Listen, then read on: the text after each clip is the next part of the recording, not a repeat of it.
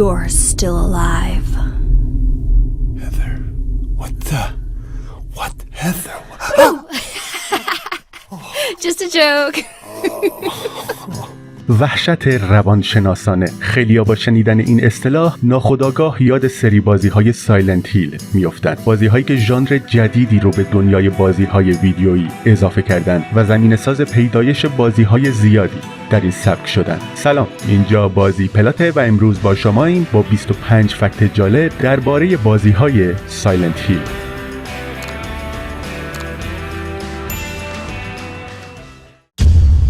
اولین عنوان از سری بازی‌های سایلنت هیل در سال 1999 به طور انحصاری برای کنسول پلی استیشن 1 منتشر شد. دوتا از بزرگترین منابع الهام سری بازی‌های سایلنت هیل، فیلم جیکوبز لدر یا نردبان یعقوب با بازی تیم رابینز ساخته دهه 90 میلادی و کارهای دیوید لینچ هستند. حال و هوا و فضاسازی بازی تحت تاثیر این فیلم‌ها طراحی شده.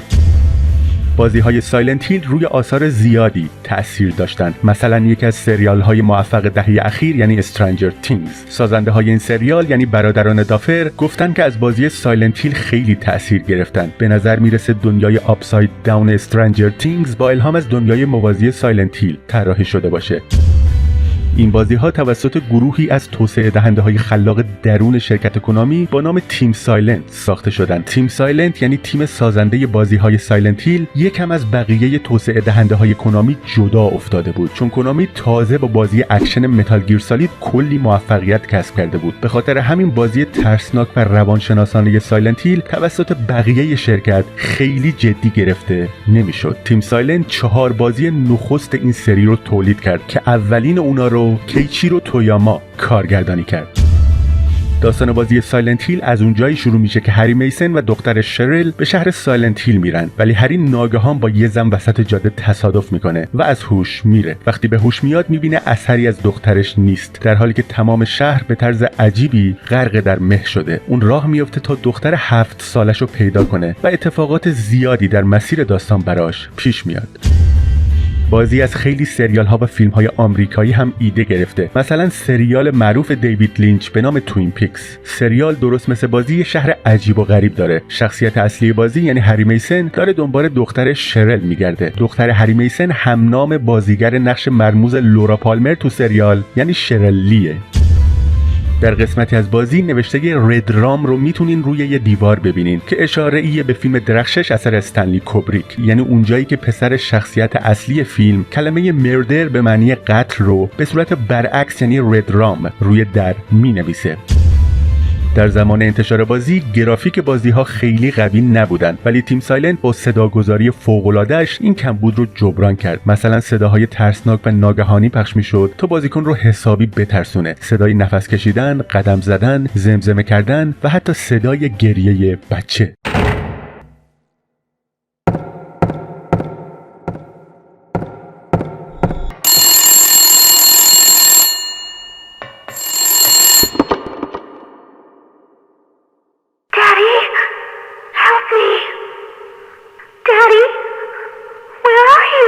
Cheryl!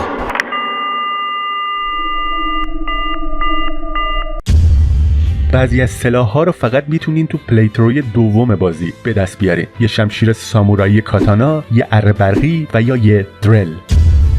جالبه تو بازی یه پایان بندی جالب و فان هم وجود داره و اونم به این صورته که موجودات فضایی میان و شخصیت اصلی بازی رو با خودشون میبرن. حالا اگه این پایان بندی رو بگیرین و بازی رو شروع کنین میتونین اسلحه‌ای به نام هایپر بلاستر به دست بیارین که یه لیزر بهش متصله و میشه راحت‌تر دشمنا رو باهاش نابود کرد. سایلنت هیل 2 در سال 2001 توسط کنامی برای کنسول پلی استیشن 2 منتشر شد. داستان درباره مردی به نام جیمز ساندرلند که نامه‌ای از همسرش دریافت کرده. همسرش تو نامه بهش گفته تو مکانی ویژه در شهر سایلنت هیل منتظرشه، ولی جیمز اصلا نمیتونه این قضیه رو باور کنه، چرا که همسرش ماری 3 سال پیش بر اثر بیماری از دنیا رفته. ولی از طرفی دستخط نامه دقیقاً دستخط همسرشه. برای همین جیمز سفری طولانی رو در شهر مه گرفته سایلنت هیل شروع میکنه تا نهایتاً به حقیقت برسه. سفری که به واکاوی درونی جیمز توسط خودش منتهی میشه. موجودی عجیب در بازی سایلنت هیل 2 دیده میشه به نام پیرامید هد یا کله هرمی که یه قمه بزرگ به دست داره. اون در واقع مجازاتگر دنیای درون جیمزه و قصد داره اونو با عواقب کارایی که کرده روبرو کنه. جالب اینجاست که اولین بار که جیمز با پیرامید هد روبرو و تو کمد قایم میشه خیلی شبیه به یه صحنه تو فیلم بلو ولوت دیوید لینچه، یعنی اونجایی که شخصیت اصلی فیلم تو کمد قایم میشه. زاویه دوربین هم خیلی شبیه همه. البته خب انتخابای زیادی برای فیلمبرداری از یه آدم تو کمد وجود نداره. یه اشاره دیگه به لینچ هم تو فامیلی شخصیت ادی دومبراسکی دیده میشه. تو سریال توین پیکس یه شخصیت به اسم لوئیس دومبراسکی وجود داره، پس ممکنه این فامیلی رو از اونجا برداشته باشن. راستی ما قبلا فکت های کامل تری از بازی سایلنت هیل 2 رو تو کانال گذاشتیم که میتونین از طریق لینک هایی که تو قسمت توضیحات ویدیو هست اون ویدیوها رو با جزئیات دنبال کنید. در سال 2003 بازی سایلنت هیل 3 منتشر شد که اتفاقاتش 17 سال بعد از بازی اول روایت میشد. تو این بازی شما نقش هدر میسن رو بازی میکنین که یه جورایی همون بچه آخر بازی اوله، البته دیگه بچه نیست و بزرگ شده.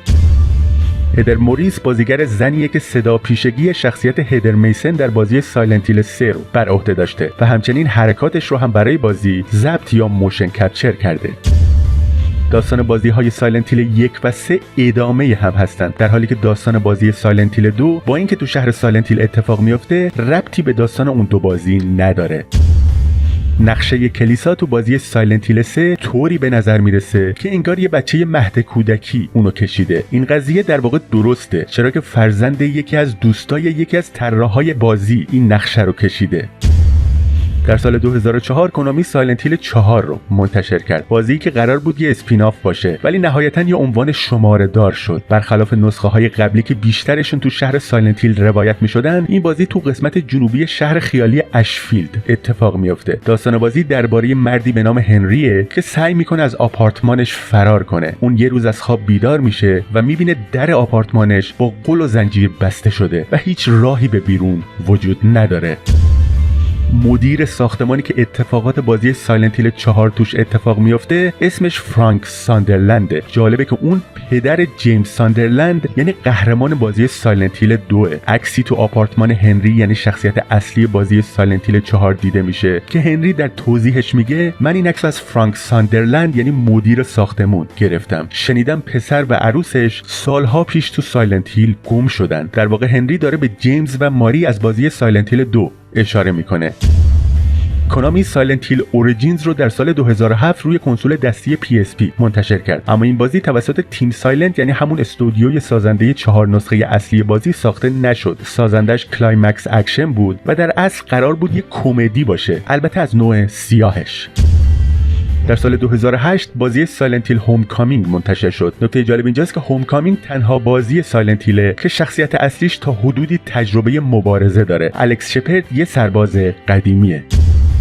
در سالهای 2009 و 2010 بازی سایلنت هیل شادد مموریز منتشر شد که توسط یک تیم 55 نفره از شرکت کلایمکس ساخته شد. این بازی یه جوری ری ایمیجینینگ یا بازسازی نسخه اوله با همون داستان و شخصیت‌ها، ولی تغییرات بزرگی داره. مثلا این بار هری میسن یه گوشی هوشمند داره. این گوشی یه ایستر اگ هم داره. اگه با شماره واقعی پشتیبانی کنامی تماس بگیرین یه زن جواب میده و میگه که کمکی از دستشون بر نمیاد که یه جورایی قضیه رو ترسناک‌تر میکنه.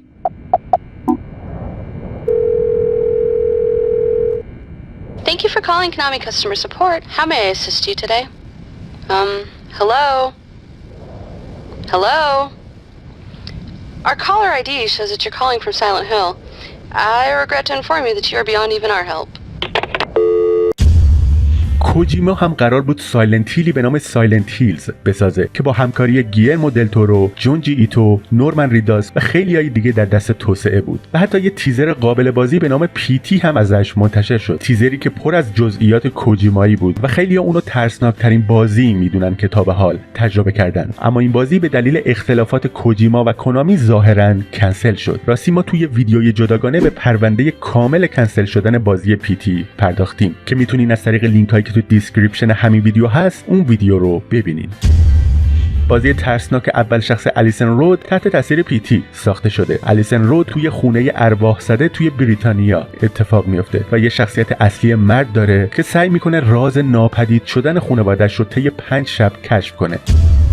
بعد از مدت‌ها انتظار و در سال 2024 کنامی یه سایلنت هیل دیگه هم منتشر کرد. سایلنت هیل شورت مسیج یه بازی ویدیویی کوتاه و مستقل از سری بازی‌های محبوب سایلنت هیل که تجربه جدید و متفاوت رو برای طرفدارای این سری به ارمغان میاره. این بازی با حفظ جو ترسناک و مرموز سری اصلی یه داستان کوتاه و جذاب رو روایت میکنه و به بازیکن‌ها اجازه میده تا به دنیای تاریک و اسرارآمیز سایلنت هیل برگردن. اگه طرفدار بازی‌های نقش‌آفرینی و جهانباز باشین، محال گذرتون به بازی‌های فالوت نخورده باشه. سلام، اینجا بازی پلاته و امروز با شماییم با 30 فکت جالب درباره بازی فالوت 4. Do you know what makes you special? فالوت 4 توسط بتسدا ساخته شده که مرکزش تو مریلند آمریکاست.